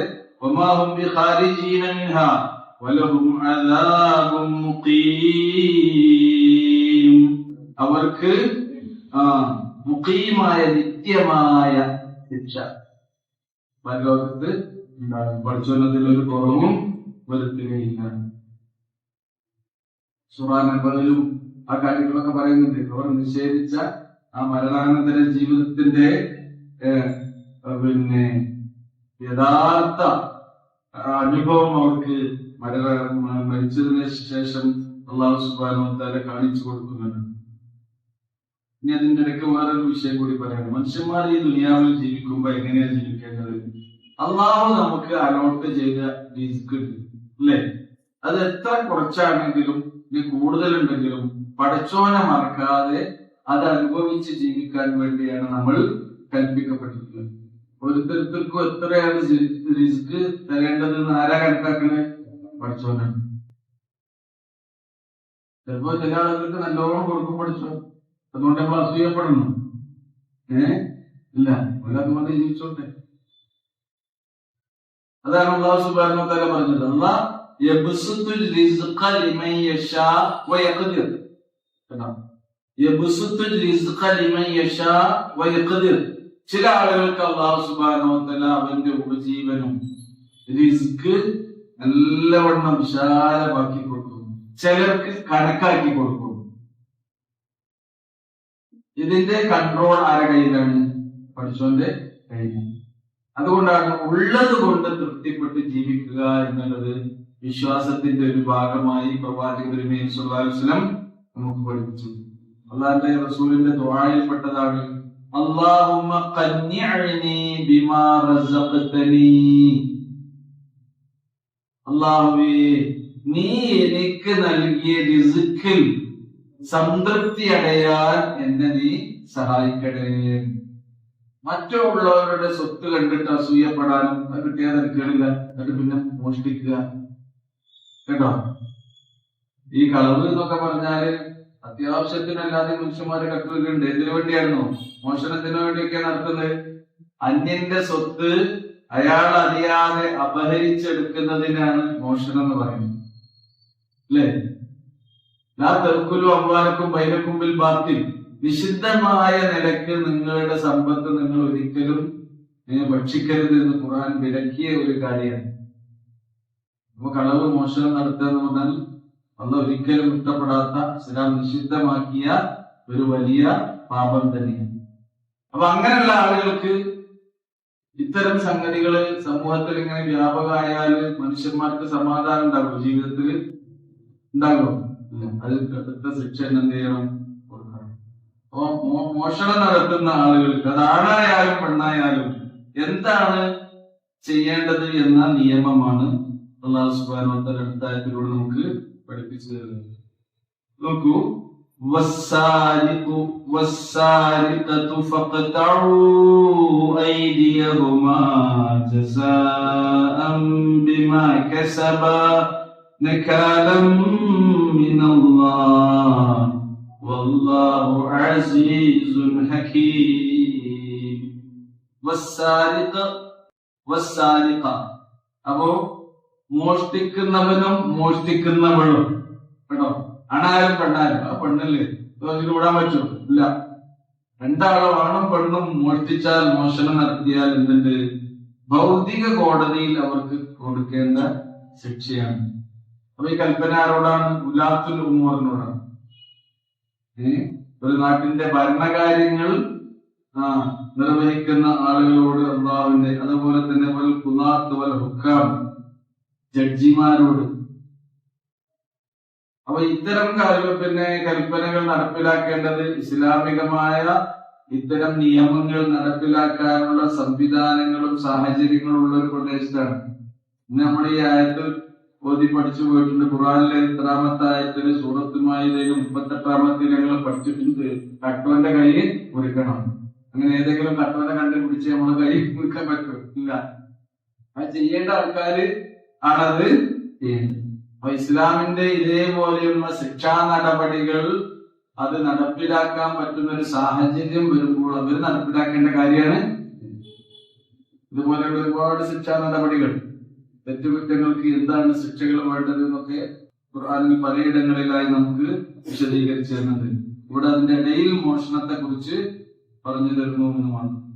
അപ്പൊ എത്ര അളവിൽ മോഷ്ടിക്കണം എന്നാലേ കൈ മുറിക്കാൻ പാടുള്ളൂ എന്നുള്ളതിനെ കുറിച്ച് ഒരുപാട് വന്നിട്ടുണ്ട് ഡിസ്കഷൻ, കേട്ടോ. പിന്നെ എന്ത് കാരണത്താല, കാരണം ശരിക്കും എന്ത് ചെയ്യാം? അവിടെ ഒരാള് പട്ടിണി കിടന്നിട്ട് ആണ് ഒരാളുടെ പറമ്പിൽ പോയി ഒരു തേങ്ങട്ട് കുടിച്ച് എന്ന് വിചാരിക്കാം, കരിക്കേ. അപ്പൊ അതിന് അയാളുടെ കൈ മുറിക്കാൻ പാടുണ്ടോ അല്ലേ?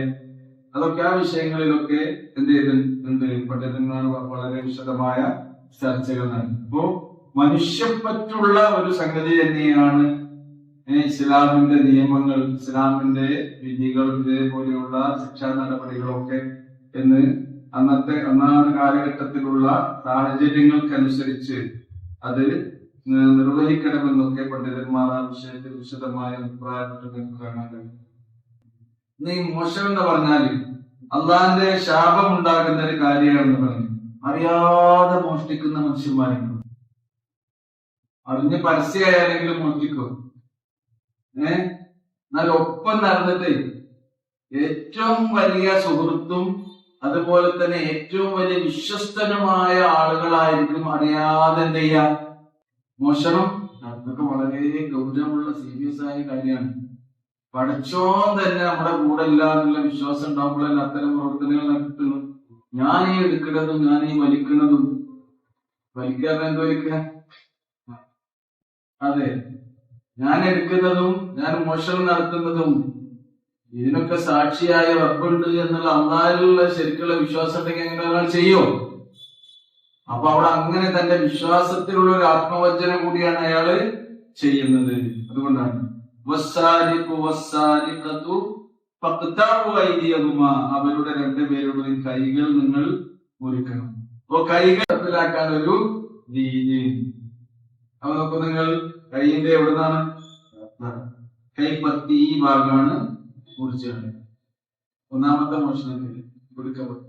പിന്നെ അയാൾ കട്ടെന്ന് വിചാരിക്കും. പിന്നെ ഏതാ മുറിക്കുക?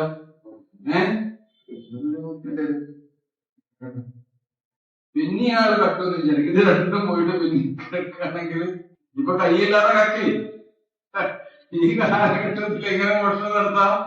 ഇങ്ങനെ ഊതിയാൽ മതി കേട്ടോ, എന്നാ അക്കൗണ്ടിൽ പൈസ വരും. അത് കാലാണ്. അപ്പൊ പിന്നെ മോഷണം നടത്തിയാൽ പിന്നെ കൈയിന്റെ ഏത് ഭാഗമുള്ളത്? ഈ കൈ 3 പാർട്സ് ആണത്. കൈ നോക്കി, ഒന്ന് ഇത്, പിന്നെ ഒന്ന് ഇത്, പിന്നെ ഈ കൈ ഇങ്ങനെ താങ്ങിക്കിടാറുണ്ട് നമ്മുടെ ഈ ശരീരം. കാലും അങ്ങനെ തന്നെയാണ്. കാലിന്റെ ഈ കൈപ്പത്തി പോലെ കാലിന്റെയും ഇത് ഫുട് എന്ന് പറയുന്നില്ലേ, ഫുട്ബോൾ അല്ലേ? ആ ബീച്ച് ഫുഡ് അതാണ്. പിന്നെ നമ്മളാ റിസ്ക്, പിന്നെ അതിന്റെ മുകളിലുള്ള ഭാഗം.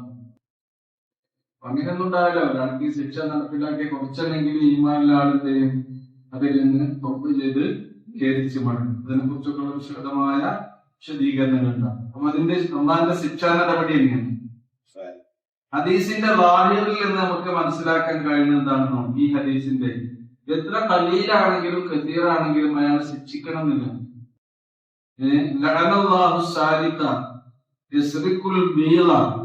കേട്ടോ, ഒരു കോഴിമുട്ട കെട്ടാൻ പോലും എന്ത് ചെയ്യണം?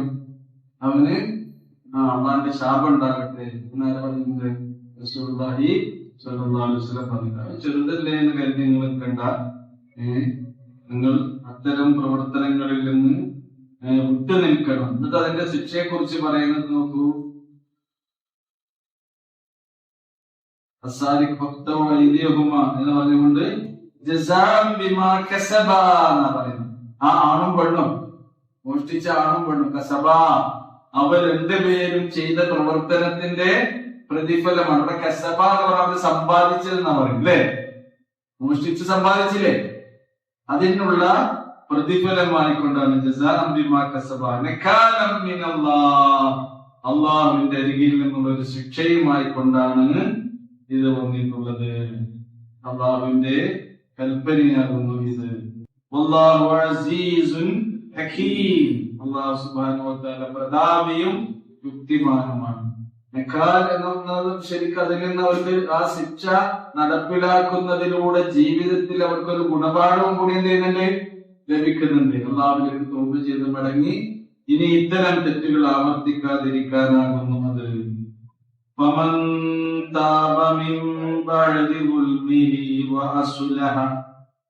എന്നാൽ ഇനി ഫമൻ താബ, വല്ലവനും അള്ളാഹുലേക്ക് തൗബ ചെയ്ത് മടങ്ങിയ, ഈ മനുഷ്യന്മാര് കഴിഞ്ഞു പോയ ഇതേപോലെയുള്ള ഒരുപാട് തെറ്റുകൾ, അവരുടെ മോഷണം കേട്ടോ നടത്തിയിട്ട് പിന്നെ തൗബ ചെയ്ത് ഇങ്ങനെ ആരും അറിയാതെ നടത്തിയിട്ടുണ്ടാവും.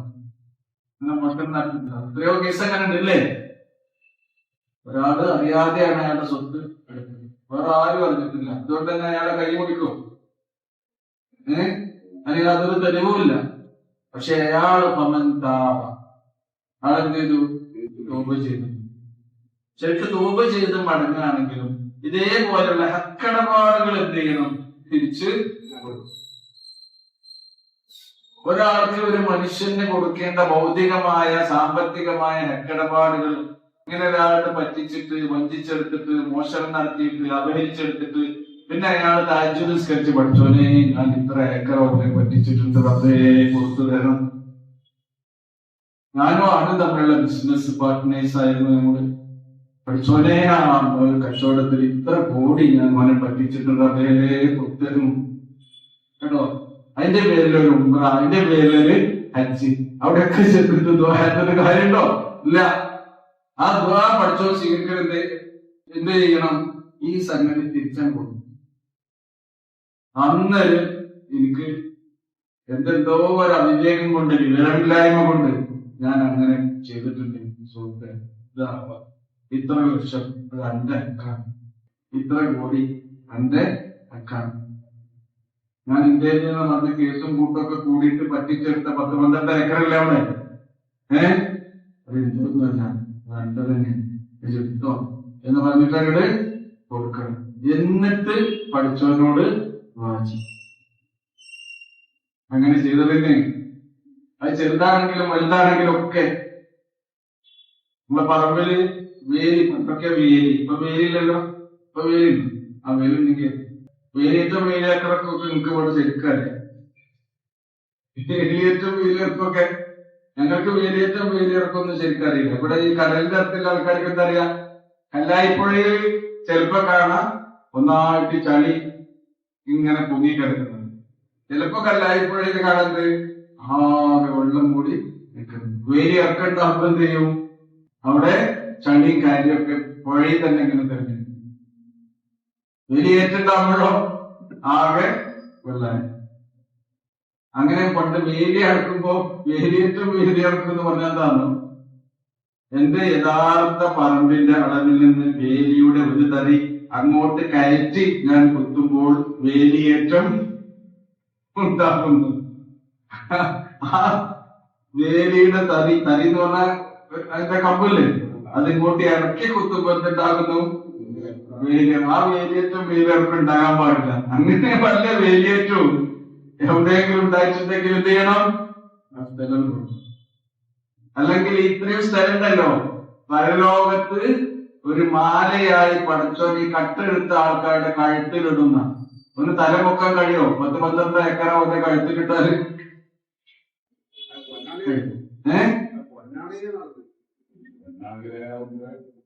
പൊന്നാണെങ്കിലും പൊത്തൂലേ, പൊന്നാണെങ്കിൽ അതിന്റെ മൂല്യത്തിനനുസരിച്ചുള്ള കണ്ണുണ്ടാക്കി. ഭൂമിക്കുമ്പോ വലിയ വിലയൊന്നുമില്ല, പൊന്നിന്റെ വില കൂടിക്കൊണ്ടിരിക്കുന്നു. ജീവികളാണെങ്കിൽ ഏത് ജീവിയാണോ മോഷ്ടിച്ചെടുത്തത് ആ ജീവിന്റെ ശബ്ദമായിരിക്കും ഉണ്ടാക്കുക കേട്ടോ. ഈ കോലത്തിലാണ് വിടൂല പഠിച്ചത്. അവിടെ നിന്ന് എന്ത് ചെയ്യും, ശരിക്കും വിചാരണ നടക്കും. അതുകൊണ്ടാണ് ഇങ്ങനെ വല്ലതും ആരുടേതെങ്കിലും ഒക്കെ മോഷ്ടിച്ച് ആൾക്കാർ ഇതൊക്കെ പറഞ്ഞു കൊടുക്കും, ഞാൻ ഇങ്ങനെ എന്താ ചെയ്യാൻ, ഞാൻ വിദേശത്ത് ഇങ്ങനെ ജോലി ചെയ്തപ്പോ എന്റെ ഒരു അറബിനെ എന്റെ ഒരു കബീലിനെ ഇതിനൊക്കെ പറ്റിച്ചിട്ടുണ്ട്, ഞാനിപ്പോ അവിടെ നിന്നൊക്കെ പൂജടിച്ച് പോന്നിട്ടുണ്ട്. ഇപ്പോഴാണെങ്കിൽ എന്റെ കബീല് മരിച്ചും ചെയ്തു, ഞാൻ എന്താ ചെയ്യാൻ, എന്താ ചെയ്യാൻ, നല്ലോണം കരുതണം. വിദേശത്തൊക്കെ ഉള്ള ആൾക്കാരാണ്. അതുപോലെ മക്കളെ ജീവിച്ചെടുക്കുന്നുണ്ടെങ്കിൽ എന്ത് ചെയ്യണമെന്നോ, മക്കളെ കണ്ടെത്തിയിട്ട് എന്ത് ചെയ്യണം, കൊണ്ടേ കൊടുക്കണം. മക്കൾക്ക് കിട്ടേണ്ട അനന്തരാവകാശാണ് ആ പങ്ക്. നാട്ടിലാണെങ്കിൽ ജീവിച്ചിരിക്കുന്ന ആളാണെങ്കിൽ ജീവിച്ചിരിക്കുന്ന ആളെ എടുത്തിട്ട് ചെന്നിട്ട് പറയണം. മരിച്ചു പോയിട്ടുണ്ടെങ്കിൽ മക്കളോട് പറയണം, എന്നിട്ട് കൊടുക്കണം. ഇടപാട് തീർത്തുകൂടി ദുനിയാവ് തന്നെ എന്നാ റസൂലുള്ളാഹി സ്വല്ലല്ലാഹു അലൈഹി വസല്ലം പറഞ്ഞു. എന്നിട്ട്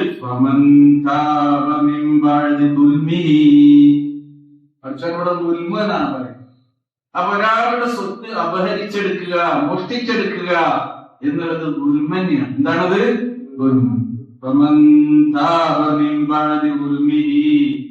ഈ ദുൽമ ചെയ്തതിന് ശേഷം ഇനി അവൻ ചെയ്യേണ്ട കാര്യങ്ങളൊക്കെ ചെയ്ത് അള്ളാഹിനോട് തൗബ ചെയ്ത് മടങ്ങിയാൽ അവന്റെ നിലപാട് പിൽക്കാല ജീവിതത്തിൽ അവൻ നന്നാക്കി തീർക്കുകയും ചെയ്താൽ പിന്നെ ആ പഠിപ്പ് പോകരുത്. തൗബ ചെയ്ത് കഴിഞ്ഞാലേ പിന്നീട് അവൻ അവന്റെ നിലപാട് നന്നാക്കി തീർക്കുകയും ചെയ്താൽ അങ്ങനെയാണെങ്കിൽ അല്ലാഹു സുബ്ഹാനഹു വ തആല അവന്റെ പശ്ചാത്താപം സ്വീകരിക്കും. വളരെ ഡേഞ്ചർ കേസാണ്. നമ്മള് ഒരാൾ മരിച്ചു കഴിഞ്ഞാല് മക്കളായിരിക്കും അധികം മയ്യത്ത് നിസ്കരിക്കാനുണ്ടാകും അല്ലേ. എന്റെ വാപ്പാന്റെ സാമ്പത്തികമായ എന്തെങ്കിലും അക്കരപാടുകൾ ഉണ്ടെങ്കിൽ മൂത്ത മകനായി ഞാനത് ഏറ്റെടുത്തിരിക്കുന്നു എന്ന് പറഞ്ഞു. ഏറ്റെടുത്താൽ എന്ത് ചെയ്യണം, നമുക്ക് കടയിടപാടുകളൊക്കെ ശരിക്കും കിട്ടണം. കാരണം മരിച്ച മയ്യത്തിന് വാപ്പാക്ക് അയാള് ചെയ്ത അമല് പരലോകത്ത് കബർ ജീവിതത്തിൽ അതിന്റെ പ്രതിഫലം കിട്ടി തുടങ്ങണമെങ്കിൽ എന്ത് വേണം, കടം കിട്ടണം.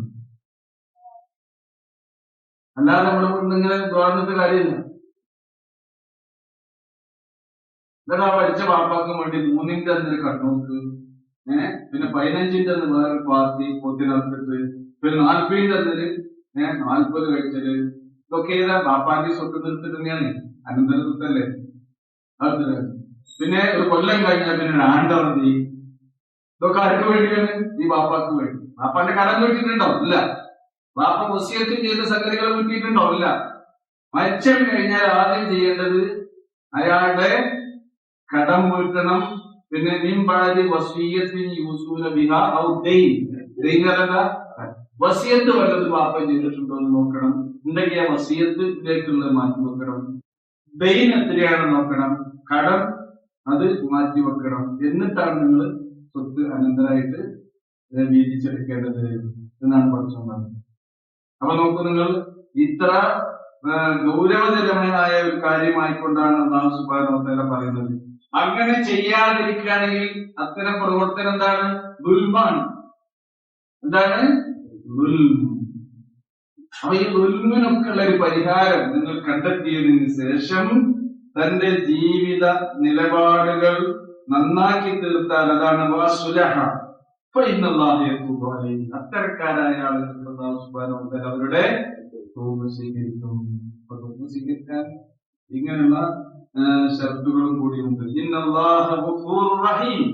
കാരണം അല്ലാഹു സുബ്ഹാനഹു വ തആല പാപങ്ങൾ പൊറുക്കുന്നവനും അളവറ്റ ദയാപരനും കരുണാമയനുമാകുന്നു എന്നാണ് അല്ലാഹുവിന്റെ ഒരു സന്തോഷ വാർത്തയായി നമുക്ക് ഇവിടെ നിശ്ചയിച്ചത്. ഇന്ന് മോഷണം നടത്തി പിടിക്കപ്പെട്ടു, ഇസ്ലാമികമായ ഗവൺമെന്റ് ശിക്ഷ നടപ്പാക്കി കഴിഞ്ഞാൽ ഞാൻ തൗബ ചെയ്ത് മടങ്ങിയിട്ടുണ്ട് എന്ന് പറഞ്ഞാൽ ശിക്ഷ നടപ്പാക്കാൻ പറ്റുമോ? ഇല്ല. അതാണ് കേട്ടോ. തൗബ ചെയ്ത് മടങ്ങിയ ആൾക്ക് പരലോകത്തൊന്നും ഉണ്ടാവില്ല, കുറ്റം ഉണ്ടാവില്ല. പക്ഷെ ഈ ശിക്ഷാ നടപടി എന്ത് ചെയ്യണം? നടപ്പിലാക്കണം. കാരണം ഈ ശിക്ഷാ നടപടി ഇവിടെ നടപ്പിലാക്കുന്നത് എന്തിനു വേണ്ടിയാണ്? മറ്റുള്ള ആളുകൾക്ക് ഒരു പാഠമാകാൻ വേണ്ടി കൂടി ആണ്. മോഷണം നടത്തിയാൽ ഇതാണ് ഇസ്ലാമിന്റെ ശിക്ഷ. ഇപ്പൊ കളവ് തൊണ്ടത്തിനും കുറയും. ഇപ്പോഴും മോഷണം നടത്തിയ സൗദി അറേബ്യയിൽ ശിക്ഷ നടപ്പിലാക്കുന്നുണ്ട്, ഇസ്ലാമിന്റെ ശിക്ഷ നടപ്പിലാക്കുന്നുണ്ട്. ഒരാളെ അന്യായമായി വധിച്ചാൽ അവിടെ എന്താണ്? വധിക്കുകയാണ് ചെയ്യുന്നത്. നമ്മളവിടെ ആണെങ്കിലോ തെളിവില്ലാത്തതുകൊണ്ട് എന്ത് ചെയ്തു? വിട്ടിരിക്കുന്നു. തെളിവില്ലാത്തതുകൊണ്ട് വിട്ടിരിക്കുന്നു. അന്യായ കോടതിയാണ് നമ്മൾ ബോധിപ്പിക്കുന്നത്. എന്താ ന്യായം ബോധിപ്പിക്കുന്നത്? അന്യായ കോടതി എന്നല്ല പറയുന്നത്. അങ്ങനെ തന്നെയാണ് അവസാനം ന്യായക്കോടതി അന്യായ കോടതി നമ്മളത് അവിടെ ബോധിപ്പിക്കുന്നത് എന്താണ്? അന്യായ കോടതിയിൽ നിന്ന് ന്യായം നീതിയൊക്കെ നമുക്ക് കിട്ടണം. അല്ലാഹു കാത്തുരക്ഷിക്കുമാറാണ്. അപ്പൊ നോക്കൂ, അടുത്ത ആയത്ത് അലം തഅലം അന്നല്ലാഹ ലഹു മുൽക്കു സമാവാതി വൽ അർദ്. നിനക്കറിയില്ലേ ആകാശഭൂമികളുടെ ആധിപത്യം ആരുടെ കയ്യിലാണ്? അല്ലാഹുവിന്റെ കയ്യിൽ. യുഅദ്ദിബു മൻ യശാ, അവൻ ഉദ്ദേശിച്ചവനെ അല്ലാഹു സുബ്ഹാനഹു വ തആല ശിക്ഷിക്കുന്നു. വയഗ്ഫിറു ലിമൻ യശാ, അല്ലാഹു ഉദ്ദേശിച്ച ആളുകൾക്ക് അവൻ മഗ്ഫിറത്ത് പുറത്തു കൊടുക്കുകയും ചെയ്യും. വല്ലാഹു അലാ കുല്ലി ഷൈഇൻ ഖദീർ, അല്ലാഹു സുബ്ഹാനഹു വ തആല എല്ലാറ്റിനും കഴിവുള്ളവനാകുന്നു. സഹോദരങ്ങളെ, അല്ലാഹുവിന്റെ മഗ്ഫിറത്തിന് വേണ്ടി നമ്മൾ എന്ത് ചെയ്യണം? ദുആ ചെയ്യണം. ദുനിയാവിൽ തന്നെ മരിച്ചവർക്ക് മഗ്ഫിറത്ത് മറഹമത്തും ജീവിച്ചിരിക്കുന്നവർക്കോ അത് കിട്ടണ്ടേ? മരിച്ചാൽ ജീവിച്ചിരിക്കുന്നവർ നമുക്ക് വേണ്ടി പ്രാർത്ഥിക്കും. ഇതിനു വേണ്ടി മഗ്ഫിറത്തിനും മർഹമത്തിനും വേണ്ടി. ജീവിച്ചിരിക്കുന്ന നമ്മളോ നമ്മുടെ ജീവിതകാലത്ത് തന്നെ നമ്മുടെ മഗ്ഫിറത്തിനും മർഹമത്തിനും വേണ്ടി പ്രാർത്ഥിക്കണം. അല്ലാഹുവേ, ഞങ്ങൾക്ക് നീ മഗ്ഫിറത്തും മർഹമത്തും നൽകി അനുഗ്രഹിക്കണമേ. മരിച്ചവർക്കുള്ള ദുആ ചില ആൾക്കാരില്ല. ചില ആൾക്കാർ വന്ന് മഗ്ഫിറത്തും മർഹമത്തും നമുക്ക് വേണ്ടി പ്രാർത്ഥിക്കാൻ നമ്മുടെ ജീവിതകാലത്ത് നമുക്ക് കഴിയുള്ളൂ അല്ലേ? കാരണം മഗ്ഫിറത്ത് ഉണ്ടെങ്കിലേ സ്വർഗത്തിലേക്കാണ് പ്രവേശനത്തിന് പാസ് നൽകുള്ളൂ. മഗ്ഫിറ എന്ന് പറയുന്ന പാപവിമുക്തി നൽകിയിട്ടുള്ള സർട്ടിഫിക്കറ്റ്. പാപവിമുക്തി, പാപത്തിൽ നിന്നുള്ള മോചനം. പാപിയായ ഒരാൾക്ക് എങ്ങോട്ട് എൻട്രി ഇല്ല. ഇങ്ങോട്ട് എൻട്രി ഇല്ല, സ്വർഗത്തിലേക്ക് എൻട്രി ഇല്ല. പിന്നെ എന്ത് കിട്ടണമെന്നോ? അള്ളാഹുവിന്റെ കാരുണ്യം അതിരില്ലാതെ നമുക്ക് പെയ്തിറങ്ങണം. അതാണ് മർഹമത്ത്. അല്ലാഹു സുബ്ഹാനഹു വ തആല നമ്മെ അനുഗ്രഹിക്കുമാറാകട്ടെ. റഹ്മാനായ റബ്ബേ, ഞങ്ങളുടെ ജീവിതത്തിൽ അറിഞ്ഞും അറിയാതെയും ചെറുതും വലുതുമായും രഹസ്യമായും പരസ്യമായും പറ്റിപ്പോയിട്ടുള്ള ധാരാളം തെറ്റുകൾ വന്നുപോയിട്ടുണ്ട് റബ്ബേ. നിന്റെ കാരുണ്യം കൊണ്ട് പതിൽ കൊണ്ട് അതെല്ലാം ഞങ്ങൾക്ക് നീ പുറത്തു മാപ്പാക്കി തരണമേ. നിങ്ങളിൽ നിന്ന് മരണപ്പെട്ടു പോയ എല്ലാവർക്കും മകഫിറത്തും റഹ്മത്തും നൽകണമേ. ഞങ്ങളുടെ കൂട്ടത്തിൽ എല്ലാ രോഗികൾക്കും ശിഫയും ശമനവും നൽകണമേ. ഞങ്ങളുടെ ഇണകളിലൂടെ മക്കളിലൂടെ ഞങ്ങളുടെ കണ്ണുകളെ നീ കുളിർപ്പിക്കണമേ. ربنا تقبل منا انك انت السميع العليم وتب علينا انك انت التواب الرحيم وصلى الله تعالى على خير خلقه محمد وعلى اله وصحبه اجمعين. سبحان ربك رب العزه عما يصفون وسلام على المرسلين والحمد لله رب العالمين.